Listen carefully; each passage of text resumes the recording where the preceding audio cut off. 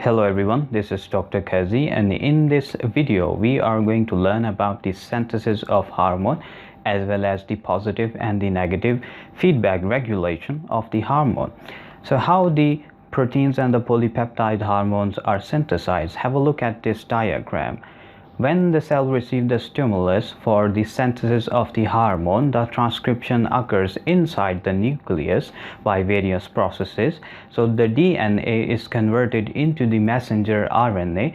The RNA comes out of the nucleus into the cytosol, and it gets translated into the proteins on the ends of the endoplasmic reticulum because it contains the ribosome enzyme and the process of translation occurs. So the hormones synthesized on the end of the endoplasmic reticulum are large, so we call them the prohormones. So these prohormones are cleaved into the smaller prohormones inside the endoplasmic reticulum. They move out and move towards the Golgi apparatus where they are packed and stored. When we have the stimulus like the calcium influx inside the cell, these vesicles fuse with the cell membrane and the hormones are released into the extracellular fluid. So in summary, we have the prohormones which are cleaved into the smaller prohormones, and then the Golgi packing and the release of the hormone from the Golgi apparatus. Have a look at the synthesis of the steroid hormones. Please do keep in your mind that the steroids cannot be stored. They are released as soon as they are synthesized. The reason is the steroids are lipid soluble. Cell membrane is also lipid in nature, so they fuse with the cell membrane and come out. Have a look. In the cytosol, we have cholesterol ester reserves because the steroid hormones are made out of cholesterol esters.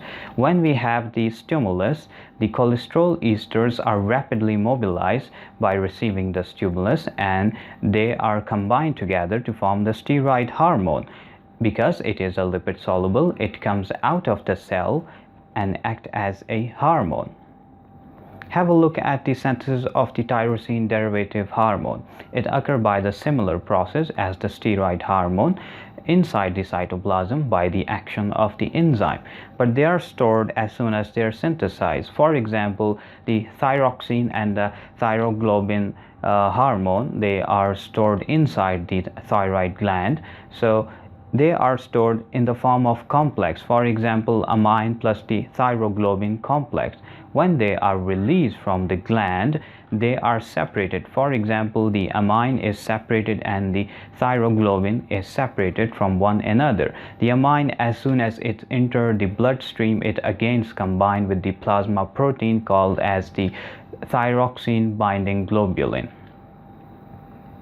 Now, how does the secretion of the hormone occur? Of course, by the stimulus, but the epinephrine and the norepinephrine takes really a less time for it to perform action.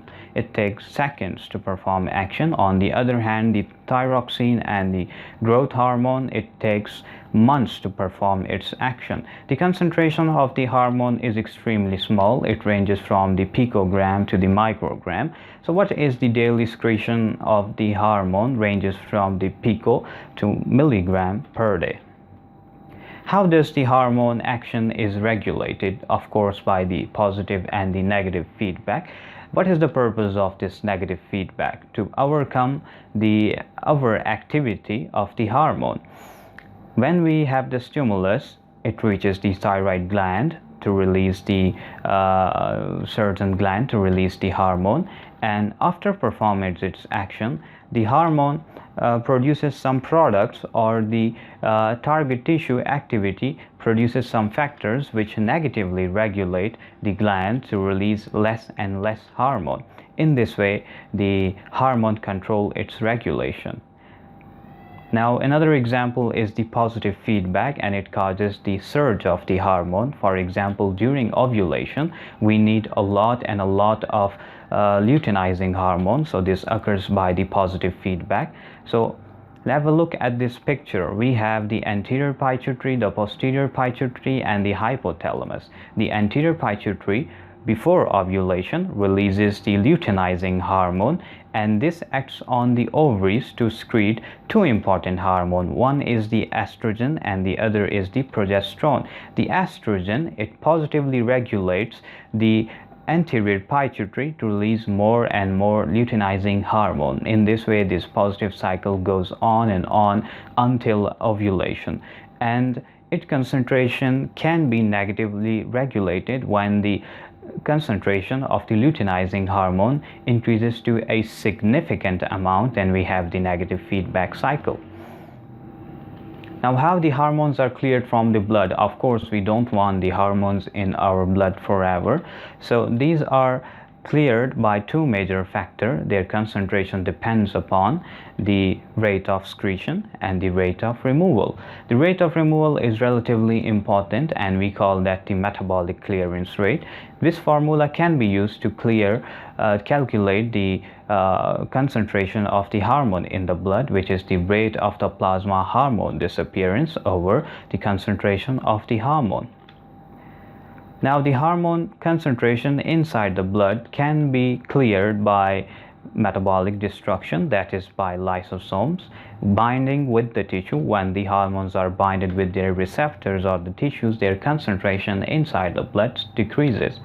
The liver excretes that into the bile, so it is cleared in that way also, and the kidney excrete that into the urine. So the peptide and the catecholamines rapidly cleared. Angiotensin 2 is the example, and the steroids take really a long time to clear from the blood because they are binded with the plasma proteins.